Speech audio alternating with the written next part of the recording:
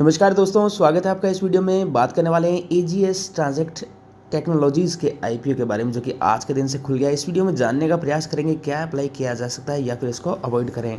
आगे बढ़ने से पहले छोटी सी रिक्वेस्ट है, चैनल पर नए आए हैं सब्सक्राइब नहीं किया तो अभी कर लीजिए, साथ ही बेल आइकन को जरूर प्रेस कर लीजिए।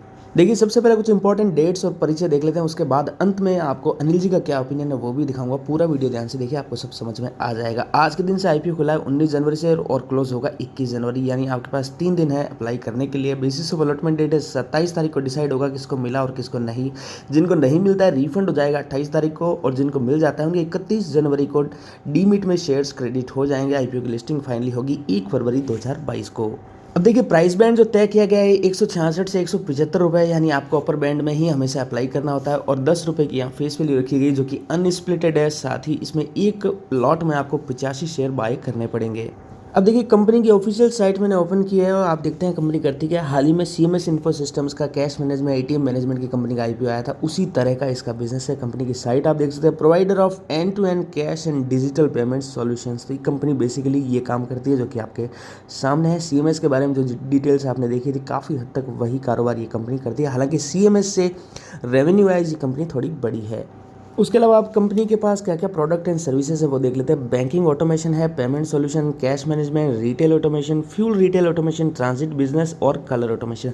तो बेसिकली कैश मैनेजमेंट और एटीएम मैनेजमेंट और इसी से जुड़ा हुआ कंपनी का कारोबार है। देखिए, इस तरह की कंपनीज के लिए जो चुनौतियाँ एक ही तरह की आप जानते हैं, कैश पे लोगों की निर्भरता काफ़ी कम देखने को मिलती है। आजकल सभी जो है यूपीआई से या फिर बारकोड से पेमेंट करते हैं, और जो शॉप्स में या छोटी से छोटी रेडी वाले के पास भी आप देख सकते हैं आजकल बारकोड अवेलेबल है, तो ज़्यादातर पेमेंट वहीं से आजकल होते हैं। तो एटीएम से जुड़ा हुआ कंपनी का बेसिकली कारोबार है। तो ये सबसे बड़ी चुनौती सीएमएस के लिए भी थी। हालांकि स्टॉक अच्छा चला भी, लेकिन इस स्टॉक के लिए भी ये चुनौती जरूर रहेगी। उसके अलावा कंपनी के फाइनेंशियल देखते हैं। डीआरएसपी मैंने इसका ओपन किया है। कंसोलिडेटेड कंपनी के नंबर्स की शीट पिछले 3 सालों की ओपन की गई, जो ईयर 18-19 की, 19-20 की और 20-21 की मेंशन की हुई है। इसमें अमाउंट सारा मिलियन में है। टोटल इनकम किस तरह की रही कंपनी की पिछले 3 सालों में देख लेते हैं जल्दी से, जो कि अमाउंट मिलियन में 1823 करोड़ की थी, जो कि ईयर 18-19 में, 19-20 में बढ़ के 1833 करोड़ की हुई है। और ईयर 20-21 में कंपनी की इनकम में गिरावट आई है, जो कि 1797 करोड़ की आप देख रहे हैं। तो इनकम के लिहाज से कोई भी यहाँ पे बहुत ही दमदार कारोबार नहीं रहा है, फ्लैट सा है और थोड़ी सी गिरावट है।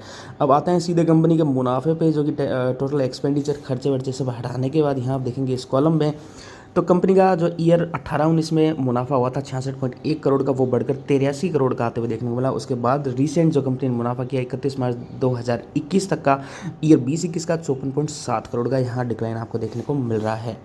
उसके अलावा कंपनी ने डीआरएसपी में जो लेटेस्ट डेटा मेंशन किया है वो है 31 अगस्त 2021 तक का। इस क्वार्टर में कंपनी ने नुकसान किया है, जो कि 18.1 करोड़ का लॉस आप यहाँ देख रहे हैं। ये भी अमाउंट मिलियन में है। और टोटल रेवेन्यू कंपनी ने इस क्वार्टर में किया 762 करोड़ का। तो कंपनी जब आईपीओ ला रही है उस पर्टिकुलर स्थिति में ये घाटा ही शो कर रही है। जबकि मैं आपको सीएमएस का दिखाऊं तो देखिए 18-19, 19-20 और 20-21 में यहाँ कंपनी का मुनाफा लगातार आपको बढ़ते हुए देखने को मिला। 96 करोड़ से 134 करोड़, 168 करोड़। उसके बाद कंपनी जब आईपीओ ला रही थी उस समय कंपनी 84.4 करोड़ के मुनाफे पे थी। तो ये कंपनी नुकसान में है।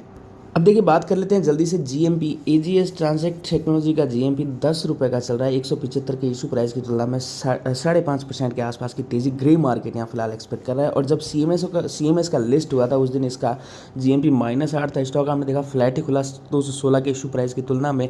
फ्लैट खुलने के बाद वहाँ बहुत तेजी आई और 310 तक के भी स्टॉक ने हाई बनाए थे। अब देखिए, जल्दी से अनिल जी का ओपिनियन जान लेते हैं।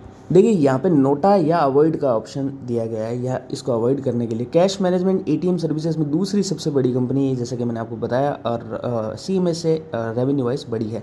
एंकर बुक में अच्छे घरेलू फंड्स के नाम है, ये थोड़ा एक पॉजिटिव जरूर है।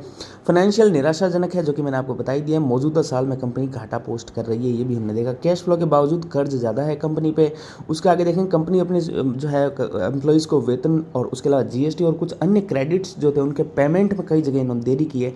कंपनी जब भी देरी करती है या इस तरह के फॉल्ट्स आते हैं, ये बहुत ही नकारात्मक नेगेटिव रूप में देखा जाता है शेयर बाजार में। अब देखिए, एक बार सीएमएस का चार्ट देख लेते हैं। 216 के इशू प्राइस की तुलना में स्टॉक करीब करीब फ्लैट सा ही खुला था, लेकिन उसके बाद डेली बेसिस पे देखेंगे स्टॉक ने अच्छी तेजी अब तक बनाई दी है। 300 से ऊपर तक के करीब 315-20 तक के हाइस भी बनाए। हो सकता है ये स्टॉक भी आपको, जो अब जिसकी हम बात कर रहे हैं, एजीएस, चलते हुए देखने को मिले। लेकिन ऐसा है, अगर आप बिल्कुल भी रिस्क नहीं लेना चाहते, रिस्क फ्री जो है सौदा करना चाहते हैं, तो इसको अवॉइड कर सकते हैं, क्योंकि इस साल और भी बढ़िया एक से एक कंपनीज के आईपीओ आने वाले हैं। पैसे को बचा के रखिए, इसको अवॉइड कर सकते हैं। तो चलिए शॉर्ट में बात करिए एजीएस के आईपीओ के बारे में। मुझे कमेंट करके बताना क्या आपने अप्लाई किया है या आप करने वाले हैं, आपका क्या ओपिनियन है। वीडियो अच्छा लगा तो लाइक कर देना, चैनल को सब्सक्राइब कर देना। धन्यवाद।